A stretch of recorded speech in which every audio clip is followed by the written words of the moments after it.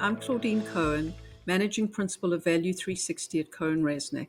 With me today is Michael Kornman from Align Collaborate. So, Michael, when we were talking about the podcast and thinking about, the aim of this podcast is really to provide people as stakeholders in the independent sponsor ecosystem with just some relevant content about things that are going on.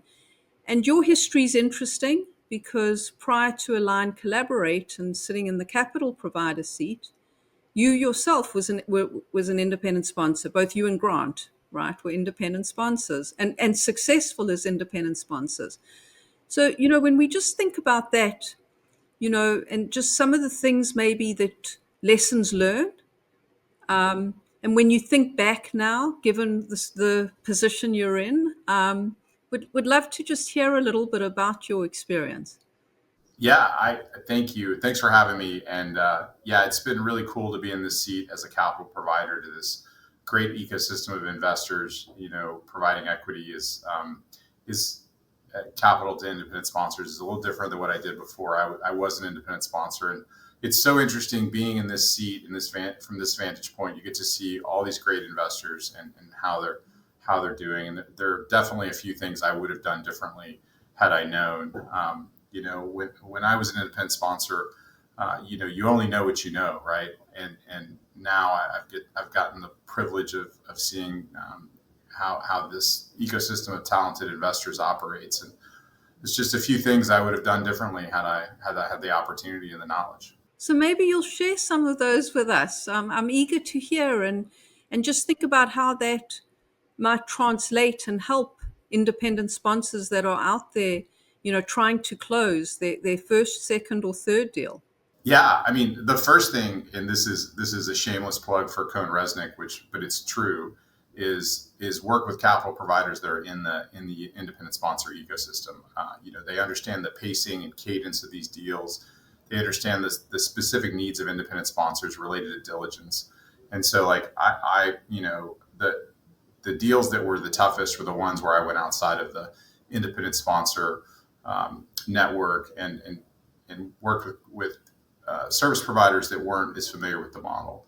But also, I think that there are a few other things related to diligence that I would do differently. I think I've mentioned this before in public, but I would always do a market study, and they're expensive. But they're fantastic tools to map a market, especially if you're going to do a lot of add-on acquisitions.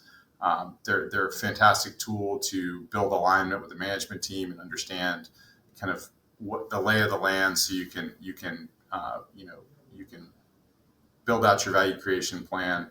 And there are capital providers that will help you cover those expenses, and it's critically important to get that view. And it also helps you raise capital for deals because it shows sophistication that you've engaged a firm to do a market study. So that's one thing. Another thing is there are some really great opportunities and reasons to partner with other independent sponsors. We had, we didn't partner with other independent sponsors when we were operating as such, but there's so many folks out there that have business model or industry expertise that, you may find a great deal, but it may not exactly be in your strike zone. And, those partnerships can be enormously valuable. I want to go back to your comment about the market study, and just because we know that it's a significant cost. And when you were an independent sponsor, did you do the market studies, or is it something you wish you'd done? And when you think about the market study, and prioritizing all the different work streams around getting a deal done and getting in front of that capital provider and being credible, sophisticated, all those things, would that be your number one priority? I don't know if it'd be my number one priority, but it would, make diligencing the business, making sure the business is as advertised and what you expected is number one. Understanding all the business issues, but the market study, and I agree, is important. And I agree that, you're always under resourced as an independent sponsor. You have a limited amount of time, you have a limited amount of bandwidth, we were fortunate enough to have some other guys on our team to do a lot of the heavy lifting, so that was great. But it may not be the right fit all the time, but if you can do it, it really gets the investment off to the right start. And as you know, and the closing the deal is just the starting line. So you don't get paid until you create some value. Yeah, and then the comment about partnering with other independent sponsors, and that's one of, I think, the unique things or differentiators about the ecosystem is that people do want to collaborate. I mean, align, collaborate, but I mean, no, I mean, seriously, it's a very friendly, collegiate type of environment where, you know, independent sponsors share best practices with one another. They talk to one another, quite different from traditional private equity, especially when you're getting to the middle market, upper middle market, and even at times the lower middle market.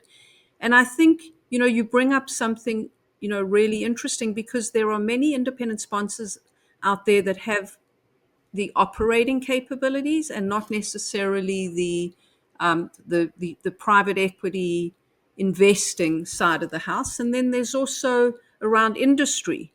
So, I wish we would see more of that. I think it would help facilitate a lot more successful transactions and also get capital providers more comfortable with a thesis.